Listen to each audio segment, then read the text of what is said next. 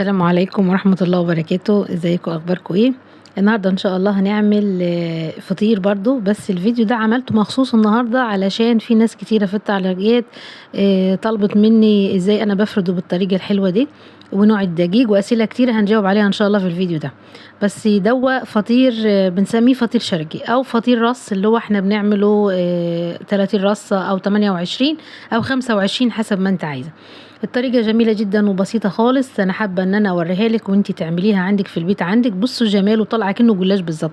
والله ده ما جلاش، ده فطير عجين معجون ومخدوم حلو، معمول بطريقة حلوة خالص، فرد بالايد خالص مش بالعود، وطلع معانا بالجمال والحلاوة دي. بنعمل منه محلي وبنعمل منه سادة وبنعمل منه محشي اللي انت عايزاه او اي نوع. اتفرجوا وصلوا على الحبيب المصطفى وقولوا بسم الله. بصوا ما شاء الله، ده فطيرة رص برضو نفس الطريقة، بس دي سادة. ناكلها بالجبنة وبالعسل، وكتير انا نزلت فيديو عن الفطيرة دي. والفطيرة المحلية برضو النهاردة ان شاء الله تتفرجي معايا على ازاي بنعملها وازاي بنحشيها وكل تفاصيلها بالظبط. بصوا جمالها وبصوا حلاوتها. اتمنى ان شاء الله ان انت تتابعيني وتشوفي الفيديو الاخر، هقول في كل الاسئله اللي انت قلت عليها في التعليقات ان شاء الله.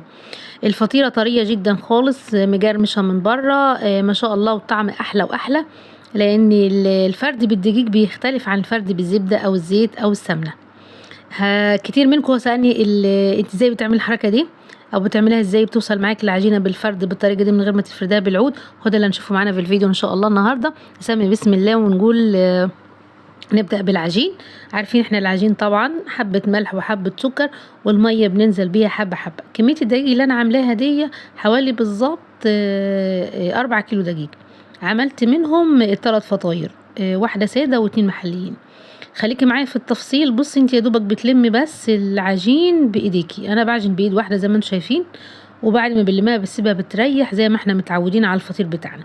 بتقطعيها زي كده 10 وحدات، وبتبدأي واحدة واحدة تفرديها بالشكل ده. هو فيديو المرة اللي فاتت كان نفس الطريقة، بس انا المرة دي ضايفة حاجات وتفاصيل انتوا سألتوا عليها وانا هجاوبها. انت بتفرديه حبة حبة زي ما انت شايفة دي. عملية الفرد دي بتخلي العجينة تريح، لما بتريح معاكي وتيجي تفرديها كمان فردة، هي عشان كده بتتمط معاكي وبتبقى عاملة زي اللبانة بالظبط، من غير ما تستعمل عود كبير او يبقى عندك مهارة ان انت تستعمل العود والفرد. الخطوة التانية ان انا هعملها ان انا هبدأ امسك واحدة واحدة زي ما انتم شايفين، وقلت لكم قبل كده بالنشابة الرولة الصغيرة دي، وبفرد من الاطراف بس، بتلعبش في النص، لان النص ده هيتفرد معاكي في الخطوة التالتة. بصي اهو هتفردي واحدة واحدة. هرد على الاسئله بتاعتكم. في حد منكم سالني هو اي نوع دقيق، او في حد كمان سالني ينفع دقيق القمح. بصي الدقيق لازم يكون نوع متعدد الاغراض، بمعنى ان هو دقيق يبقى ليه عرق علشان يبقى يشتغل معاكي صح.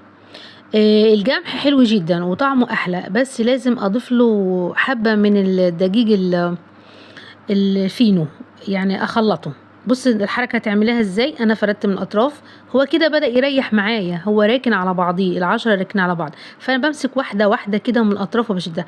ما يهمكيش لو اتقطعت منك، مش هيجرى اي مشكله خالص. اهو هتمسكي حبه حبه وبطراطيف اصابعك. خليكي بصي حس ان انتي مرنه مع العجينه، سهله جدا. وديها وجيبيها اهو. اللي سالني ازاي بتفرديها بالطريقه دي، ايديكي مفروده مش متنيه علشان تتفرد معاكي. هودي واجيب الاقيها اتمطت معايا، احطها على الصينيه واشد زي ما انتوا شايفين بالطريقه دي. هشد من الاطراف واحده واحده، والدهان حسب ما انت عايزه، تكتري تجللي هيديكي برضو نتيجه حلوه حسب ما انت عايزه، لان في مرضى مننا كتير، او في ناس عامله دايت، او في ناس ما بتحبش السمنه كتير في الفطير فما بتحبوش. عشان كده لا، احنا حلنا لك المشكله وتحطي زي ما انت عايزه. اهو همسك كمان واحده واحده. ايديا مفروده، انا بس بطأتها شويه في الفيديو ده علشان تعرفي ما بتنيش ايديا خالص، بشدها زي ما انتوا شايفين كده واحده واحده بسهوله بتتمط معاكي. ولان نوع الدقيق حلو، انتوا لو ملاحظين انا مستعمله ده لقمه هنيه. الدقيق ده موجود في السوق منه كتير ورخيص مش غالي خالص، فاسعاره حلوه، فاشتغلت بيه لقيته جميل برضو. ده انا مصوره بيه دقيق لقمه هنيه. وفي انت اي نوع تاني عندك مكيس او متعدد الاغراض هيستعمل معاك حلو. بس اهم حاجه زي ما قلنا قبل كده، العجينه عجينها حلو واسيبها تريح، اريحها نص ساعه، اريحها ساعه، وبعد كده اشتغل بيها. لكن ما ينفعش تعجن وتشتغل على طول، ما يديكيش فطير ابدا. السر في الحاجات دي كلها خطوات مبنيه على بعض. اهو هتتعلميها تبقى سهل عليك. اهو رشة سمنة بسيطة بايدك على كل جزء من الصينية، طبقة طبقة. كده احنا عملنا ال10. تمام. هبدأ ان انا احشيها. انا حاشيها جوز هند وفول سوداني، وفي فيديو قبل كده حاشيهولكوا نوتيلا ونصه جوز هند. ابدأ ال10 التانيين. المحلي ما بحبش اكتر في عدد الرص علشان ما تبقاش تخينة، تبقى حلوة كده خفيفة. بعمل 20 21 22، يعني اللي انت شفتوها دي في الفيديو دي 22 واحدة. انا كده عملت ال10 التانيين بنفس الطريقة اهو. انا مسرعاها علشان هي نفس الطريقة، واحدة واحدة. بعد كده افردها بالنشابة واحطها على بعض، بس ما تعبتش خالص وسهلة جدا.